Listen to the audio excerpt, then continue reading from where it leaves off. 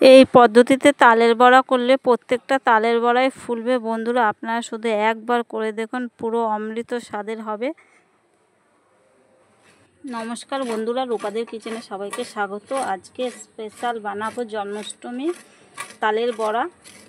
Special ভাবে বানাবো, তো আপনারা প্রথম থেকে শেষ পর্যন্ত ভিডিওটি দেখুন, অবশ্যই ভালো লাগবে। আর আজকে আমি নারকেল কোড়ানো দিয়েই কিন্তু শুরুটা করলাম, পরে আরও স্টেপ বাই স্টেপ করব। আপনারা প্লিজ কেউ একটু স্কিপ করবেন না, দেখতে থাকুন। নারকেল কোড়ানোটা আমার কমপ্লিট হয়ে গেছে। জন্মাষ্টমীর স্পেশাল তালের বড়া বানানোর জন্য এখানে আমি তাল নিয়ে নিয়েছি। দেখুন, এখানে আমি আন্দাজ করে দিয়ে দেব 1 বাটি, আর দিয়ে দেব এখানে দেখুন 1 বাটির থেকে কম চালের গুঁড়ো, আর 1 বাটি ভর্তি ভর্তি করে আমি ময়দা দিচ্ছি, আর 1/2 বাটি দিয়ে দিচ্ছি সুজি,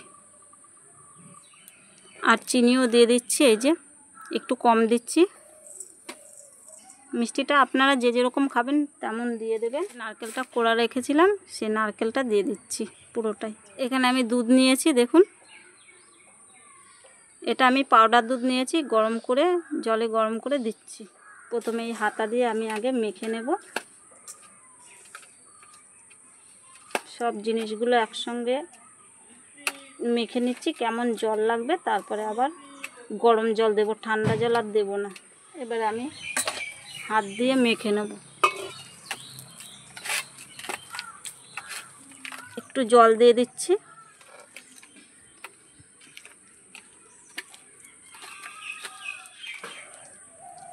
ভালো করে মেখে নিয়েছি তালের গোলাটা, ব্যাটারটা। এবারে একটা ঢাকনা দিয়ে ঢেকে রেখে দেবো 15 মিনিট। তাতে কি হবে, সুজিটা ফুলে যাবে আর চিনিটাও গলে যাবে। 15 মিনিট হয়ে গেছে, এবারে ঢাকনাটা খুলে দেখে নিচ্ছি। দেখুন কত ফুলে গেছে, দেখুন। ভালো করে হাতা দিয়ে একটু মেখে নিই। তালের বড়াগুলো ভাজার জন্য এখানে উনানটা ধরিয়ে কড়াটা বসিয়ে দিলাম। কড়াইতে দিয়ে দেবো তেল। একটা প্যাকেটে করে আমি তেলটা এনেছি ভোগের কাজে লাগাবো বলে।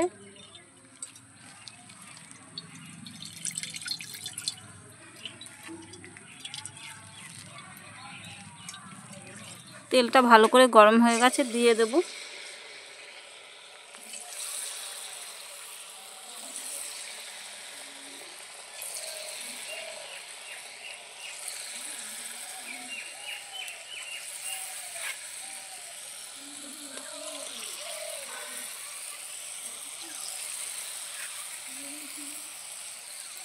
দেখুন মাঝখান দিয়ে কি সুন্দর ফুলতে শুরু করে দিয়েছে। এবারে হাতাটা দিয়ে একটু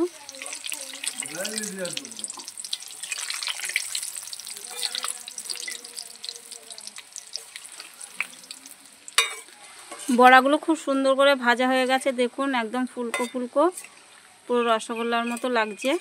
এবারে তেল ঝরিয়ে এটা নামিয়ে নেব।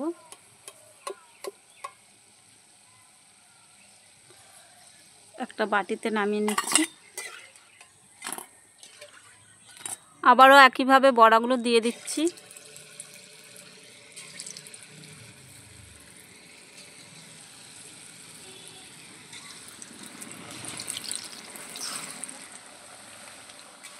আবারও বড়াগুলো ভেজে নিয়েছি, দেখুন উল্টে পাল্টে কত সুন্দর।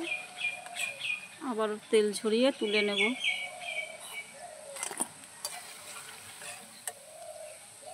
এভাবে করে আমি সব বড়াগুলো ভেজে নেব।